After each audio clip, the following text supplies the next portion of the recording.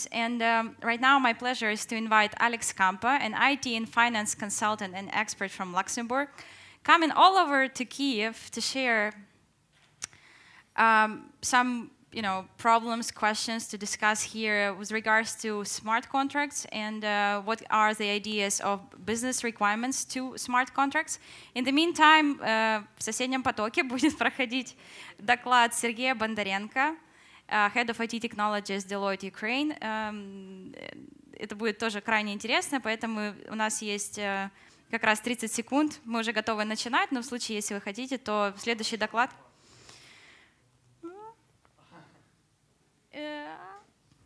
Приходите, все узнаете. Спасибо, Алекс.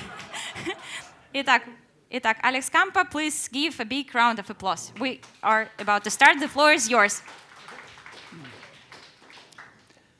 Okay, thank you. Well, first of all, thank you to the organizers for inviting me.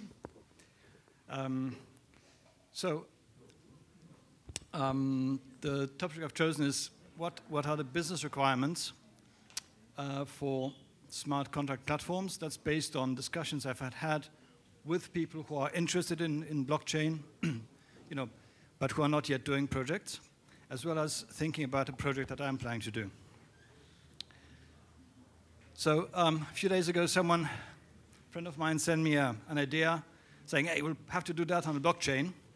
I thought about it, and in my email that I responded, I started with the saying, to a man with a hammer, everything looks like a nail. That's actually probably not Mark Twain, someone else said it. So we have to be careful. There are lots of what I call outlandish claims, this currency is going to be the reserve currency of the future and whatever. Many applications actually do not require blockchains. That's just a fact. Also, don't forget, we are still at the very beginning of this technology, Okay, so let's not focus too much on what is there today. Let's think towards the future. Keep calm and carry on. All right. So, just like to, now that I've said that let's say that many applications do not actually require blockchain, let's just give you a quick example of something that very clearly would be helped by blockchain. That's something actually I did a talk on this about a year ago in Luxembourg to bankers to try to make bankers understand what the blockchain is all about. So, take Swift. Swift is a payment system. You know it probably. Have you heard of Swift? Okay, who's heard of Swift here? Okay. So people always say, well, let's make a Swift payment. Now, Swift is not a payment system. It's a messaging system. So once the Swift message gets sent, the bank still has to make the payment. All right? The payment is independent of the message. And then every bank has to maintain its own IT system, has to do the own accounting of all the who owes what to whom. All right? It's very expensive. Every bank has to have a redundant system, a complete payment system, and it's error-prone. Errors still happen. It's not because a bank sends a Swift message, and even if the bank receives a response saying, okay, it's done, it does not mean it's done. There are errors. Very few, but a fraction of percent of the errors cause 90% of the work in banks' payment departments. Okay? Now, you could, of course, set up like a worldwide central clearinghouse for payments. All right? Now, this is not going to happen for political reasons. Simple as that. So, what's the possible future? And again, this is nothing, the Swift people know this very well. You put this on a distributed ledger, right? So then, with Swift today, I repeat, you have messages, and then payments, which are supposed to be in parallel to the messages. You've got the message, you've got the payment. The idea on a distributed ledger for banks, for a payment system, is the message becomes the payment. When a bank sends a message to a payment instruction, the thing, propagates through a network. You get the the consensus gets validated, it's done, the payment is done. So the message and the payment are the same in such a system. It's resilient, means banks will not have to have all of these very expensive, redundant systems. They'll still have some redundancy, but not as advanced as today. And it will be extremely cost efficient, because there'll be less IT infrastructure, and there'll be less the departments, the payment departments. You know, the banks have people in those departments mainly to handle errors.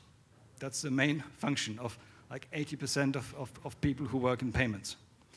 Okay, so that's a very, I think, a real-world example of where the blockchain or distributed ledger, which, okay, make perfect sense.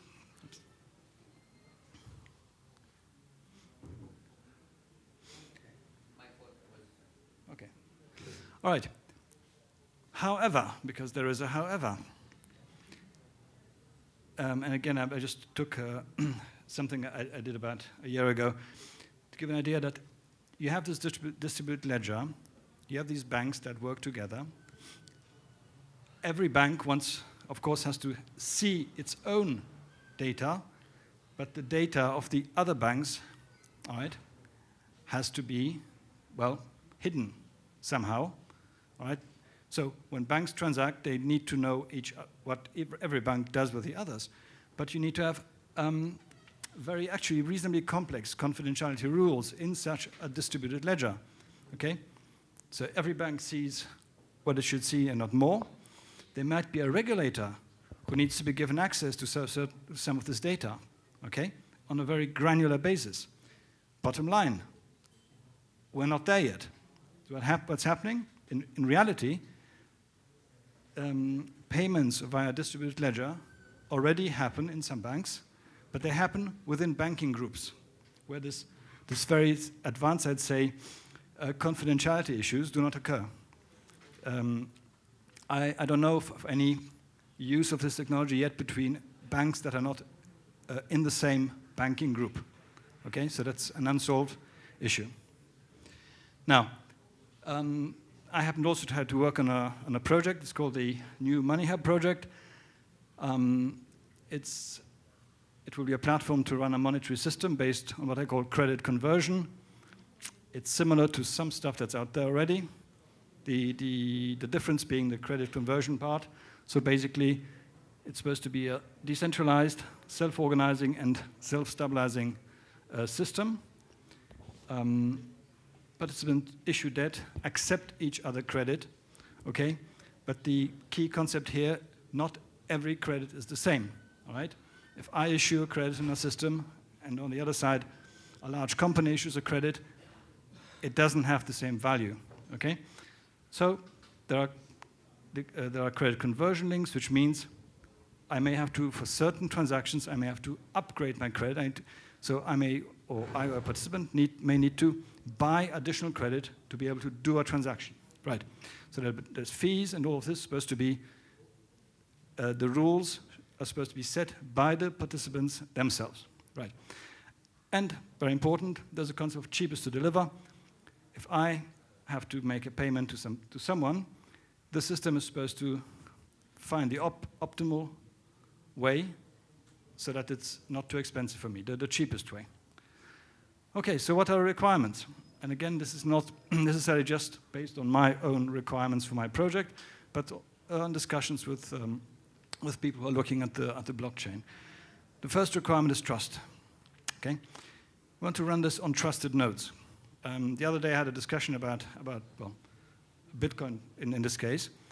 Someone said, well, how does it work? And I said, well, you don't know who's on the system, but you know, as long as 51% agree, I mean, you're safe. And the response was, what? I'll never want to be on a system where I don't know who's on there. It's just a no-no. I mean, there are some business cases where not knowing who's on the system is not going to work. In this case, I want to run my system on trusted nodes. Some data may have to be on what I would call super trusted nodes. People who I know really well, who have very strong legal agreements, for example, the nodes that actually hold my client data, okay? And I need some fine-grained control over who sees what. So I'm okay to use a system that's quite widespread because it's resilient, it's open, but I have to be sure that only the data I want everyone to see actually is, and the rest is well hidden. The cost, now that's a very important point. Cost must be predictable. A lot of these business cases on the blockchain, when you talk about payments, finance, we're talking large volume, very small fees, and small profit margins, okay? So I need to be able to have a business plan saying this is the cost. I need to know that logically cost with time, cost goes down. Computing power goes down, storage, etc. So cost must go down. My business model I have to be able to tell my clients, this is the most you're going to pay, and we're even going to give you discounts like next year. Current models do not work. Ethereum, because I'm sort of looking by default at Ethereum to do a kind of proof of concept. On the one side, as a user, I want the ETH to be stable or go down because I'm going to pay in ETH to run my system.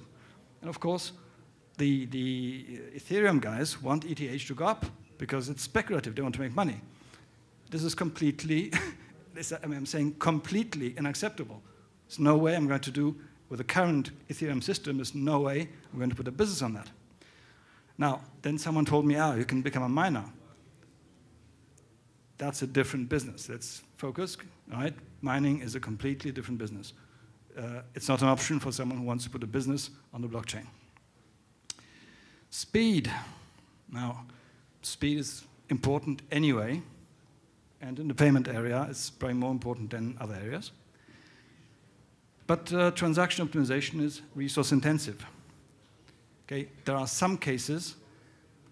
The Swift case was actually a simple case. There's not much optimization. You check, is the money in the account?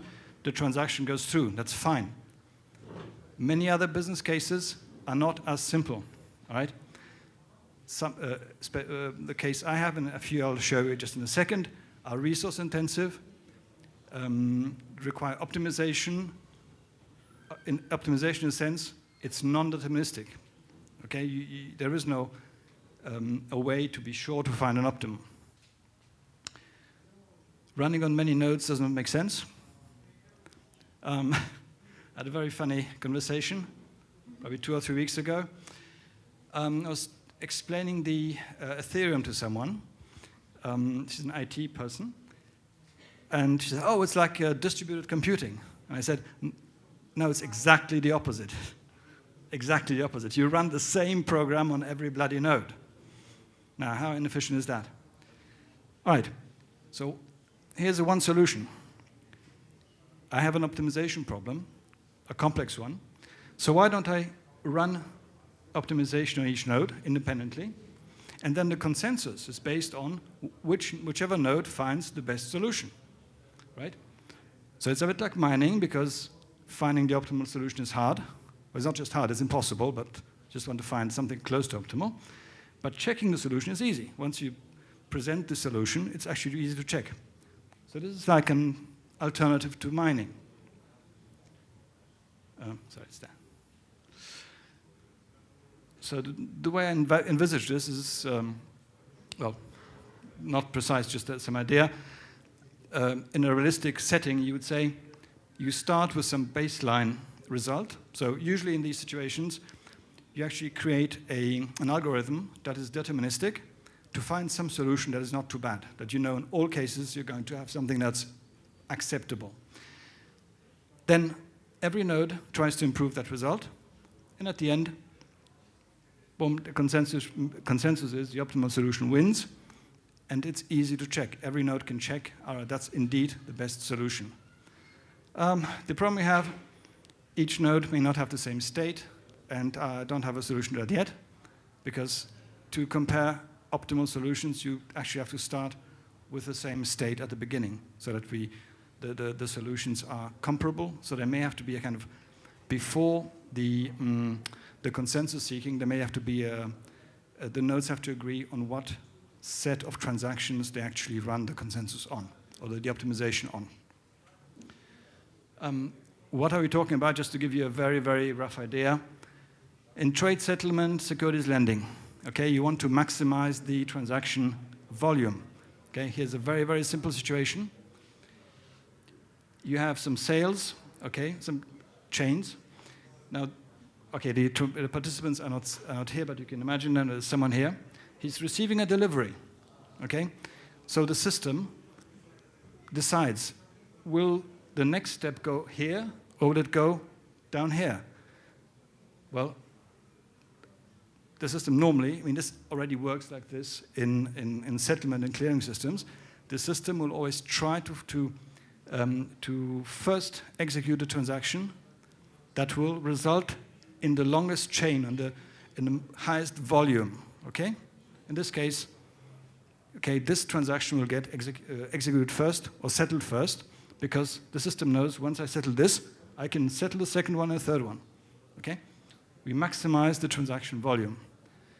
In other situations, payments or delivery, you look for the cheapest to deliver path. Now, in a very, very simple case here, you have a path from A and B. This path costs 6. This path costs 4.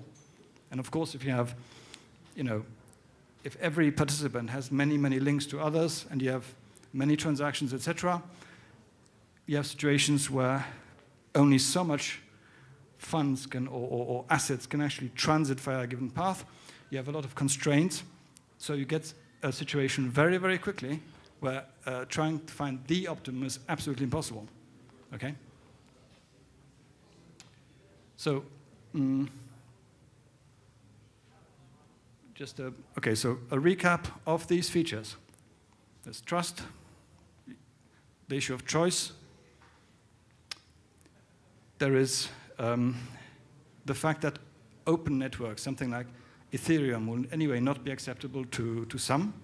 They may be acceptable to others if there are some additional features in Ethereum, let's say, that would be implemented. There is cost control, and that's an absolutely key issue. Clearly, cost is, otherwise there's no business. I mean, there's no business case if there's no cost control. And the speed, that's simply a logical next step to say, if we have a distributed system, well, let's leverage this distributed processing power. It just makes sense. And that's it. Thank you very much. Thank you very much, Alex. Here you go, new microphone. And of course, if we have a prize for, you know, asking the most, okay, you know what I mean. Yeah. Okay, so you have described a set of business requirements for the distributed system, I would say. It's not a payment system. Is it just a set of requirements? In what stage the project is? Perhaps I missed it, sorry. Right, there was two levels here. There is a project that I work on, which is still, you know, I think 4 months ago I thought it would take 2 or 3 months, and now I still think it's going to 2 or 3 months, but I am further ahead. So there's requirements for me, but I also try to present requirements that I think are general, not just mine. Obviously, this is my view, but I think some of these actually apply to others, again, based on some feedback I got. So this is trying like a mix of mine and what I think will make sense anyway for financial projects, and possibly other projects, I guess. I can do a follow-up question. Absolutely. You have a special microphone for this. Oh, how cool is that?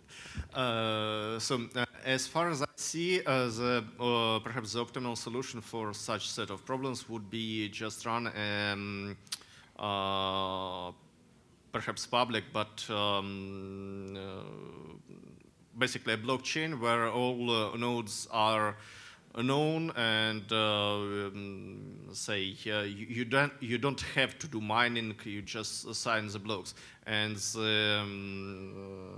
which transactions come to blocks are decided by, say, the optimization algorithm. That's the idea, yes.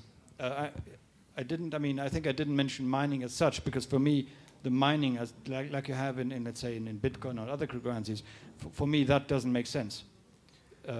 At least not in a business context. It makes sense in the Bitcoin context, where you don't know who's on a system. So yes, I agree. Okay, I will catch you out down there. Sounds scary.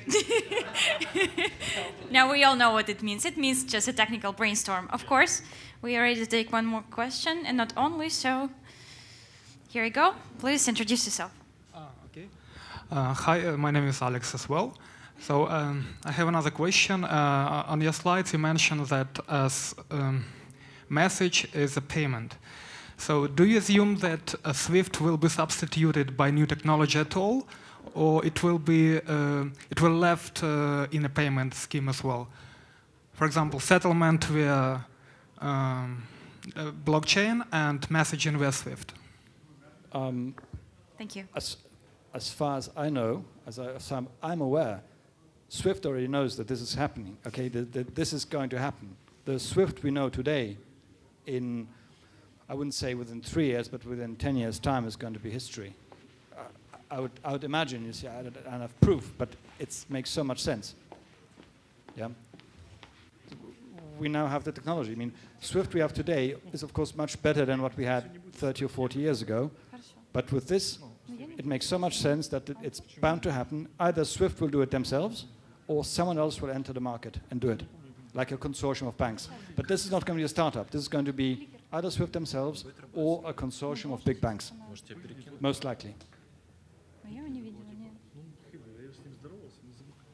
Okay, do we have any? Yes, we do. This is a very profound conversation right here. Giacomo, please. Thank you.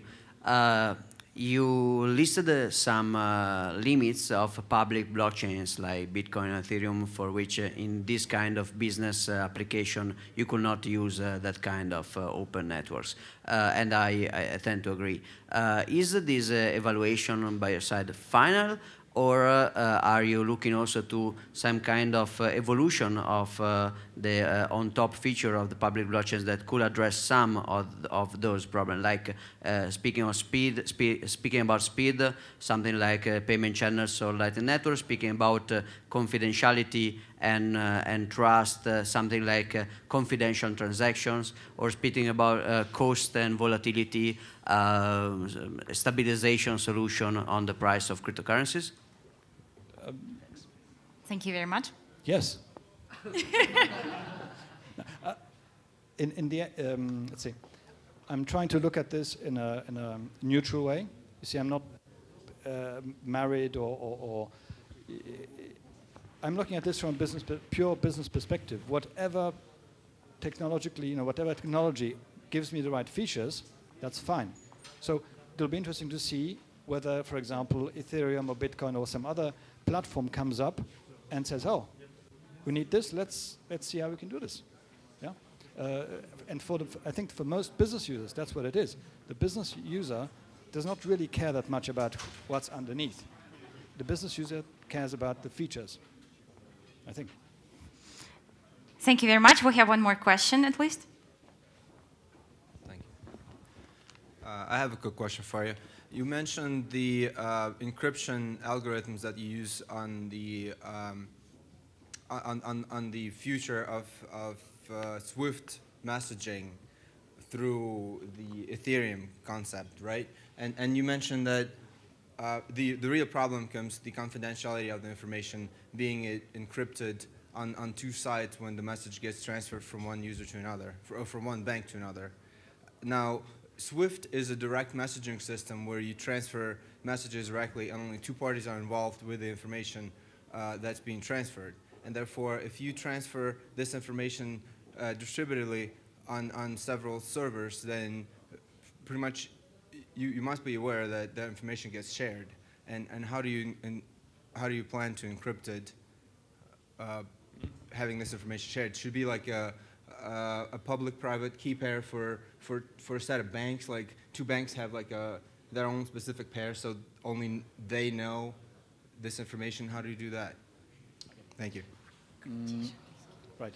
I think your question is sort of borderline too technical for me, but okay. The issue is banks who participate in a system like this, they know each other. So I think the concept is you've got to, these banks or these participants have to accept that they see something. Now, for example, two banks communicate and the others see there is some traffic. There's only one important thing. It's okay if others see there's traffic anyway. As long as the others, as a communication between A and B, as long as the others can only see there is traffic, but they cannot see into this traffic, that's fine. So that's, I think, then yes, there'll have to be some kind of exchange of keys between two of the participants. So every participant will have to make sure, when I communicate with you, the others, they can maybe see that something's happening, but they can't see what's in there, what's in the message. But I've had discussions about this with some people who are in payments, and it's difficult. How much can the others see? Yeah. So I mean, I think that's. I'm not sure. There's a concept where you try to make sure that you use the blockchain technology, distributed technology, to make it error prone, Right. So that there's no errors, right? Well, now that the information gets public, isn't it like ruining the entire concept? Private banking. Well, the privacy is, in that context, the main issue. Is how much you cannot, in a system like this, you cannot avoid that everyone sees that certain things are happening. Right? So that's hard to avoid. You just want to make sure that you can't see into the messages. Well, it's got to be encrypted. Oh, it has to be encrypted. Probably, yes.